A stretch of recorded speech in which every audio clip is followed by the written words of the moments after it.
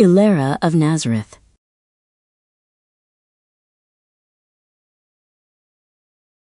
In the sun-drenched hills of Galilee, nestled among olive groves, lay the village of Nazareth. Here lived Elara, a spirited young woman whose days were filled with the quiet rhythms of her Jewish home. She loved the scent of fresh bread baking and the sound of her father's hammer from his carpentry workshop. Each morning, Elara helped her mother, Miriam, prepare for the day. They ground wheat for flour, drew water from the village well, and tended to their small garden. Miriam taught Elara the ancient songs and stories of their people, weaving lessons of faith and resilience into every task. Sometimes, Elara would accompany her father, Yosef, to the bustling market. He was a skilled carpenter, and his hands, strong and calloused, crafted beautiful wooden items. Amidst the vibrant colors and lively chatter of the market, Elara would occasionally see Roman soldiers, their armor glinting in the sun, a stark reminder of their presence. The soldiers were a common sight, yet their polished helmets and stern faces always made Elara feel a little uneasy. She often wondered what life was like beyond Nazareth, beyond the reach of their watchful eyes. A quiet longing for freedom stirred within her heart. Back home, Elara shared her thoughts with Miriam. "Mother," she asked, "will we always live under their rule?" Miriam gently took Elara's hand. "Our strength, my dear Elara, comes not from our rulers, but from our faith and our community. We carry our traditions in our hearts, and no empire can take that away." Elara also spent time in Yosef's workshop. The scent of sawdust and fresh wood filled the air as he taught her how to smooth rough edges and join pieces of timber. He showed her how patience and precision transformed simple wood into something useful and beautiful, just as faith shaped their lives. As the week drew to a close, the preparations for Shabbat began. Miriam lit the candles, their soft glow illuminating the room. Elara helped her younger brother Levi set the table, carefully placing the challah bread and wine. It was a time of peace, a sacred pause from the week's labors. On Shabbat, the family gathered, their voices blending in ancient prayers and songs. They shared stories, laughter, and the simple, nourishing food Miriam had prepared. In these moments, surrounded by love and tradition, Elara felt a deep sense of belonging and strength, a peace that no external power could disturb. Elara understood then that true freedom was not just about where you lived, but how you lived. It was in the stories passed down through generations, in the warmth of her family, and in the unwavering faith that guided their every step.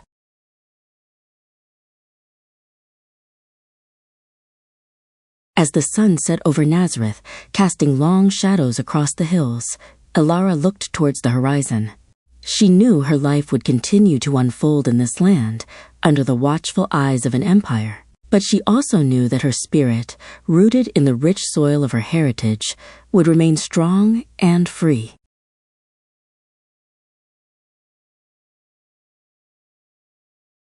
One evening, as Miriam recounted tales of their ancestors, Elara asked, "Mother, you speak often of Jerusalem and the temple. What makes it so special?" Miriam smiled, her eyes distant. "The temple, my dear Elara, is the heart of our nation, a sacred place where heaven and earth meet. It is where our prayers rise highest."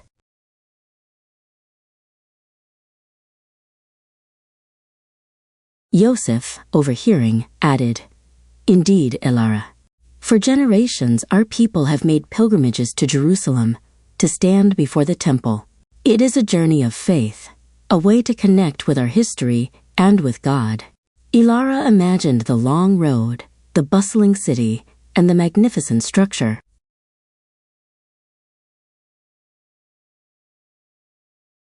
The following spring, the news spread through Nazareth. Many families were preparing for the Passover pilgrimage to Jerusalem.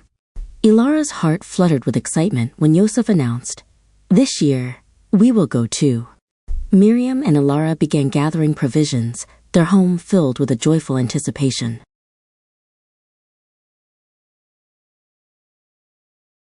The journey was long, but filled with wonder. They walked with other families, singing songs of ascent, their footsteps echoing the countless generations who had trod the same path. Elara saw new landscapes, shared stories with fellow pilgrims, and felt a growing sense of unity.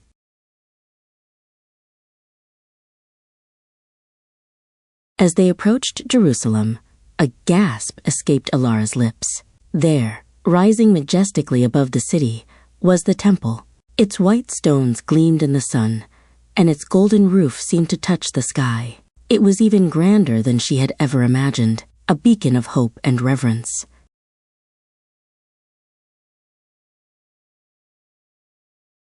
Inside the temple courts, the air hummed with prayers and the murmur of thousands.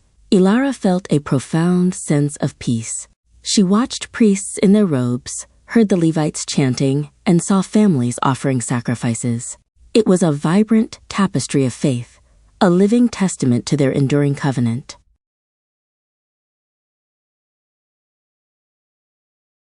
In that sacred space, Elara understood Miriam's words. The temple was more than just stone and gold. It was a symbol of their identity, a place where their history, their laws, and their deepest hopes converged. It was the anchor of their nation, even amidst the presence of foreign rule.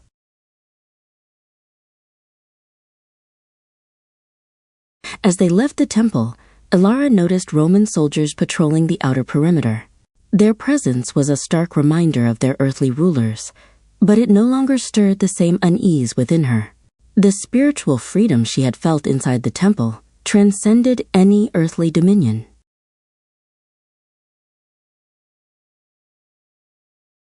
The journey back to Nazareth was filled with quiet reflection. Elara held the memories of the temple close to her heart, a precious treasure. She understood now that while their physical land might be occupied, their spiritual homeland, centered around the temple, remained inviolable.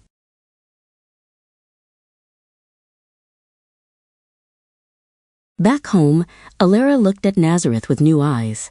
The temple's grandeur had deepened her appreciation for the simple, daily acts of faith in her village. She knew that the spirit of Jerusalem, the essence of their nation, resided not just in a magnificent building, but in the hearts of her people, carried through generations.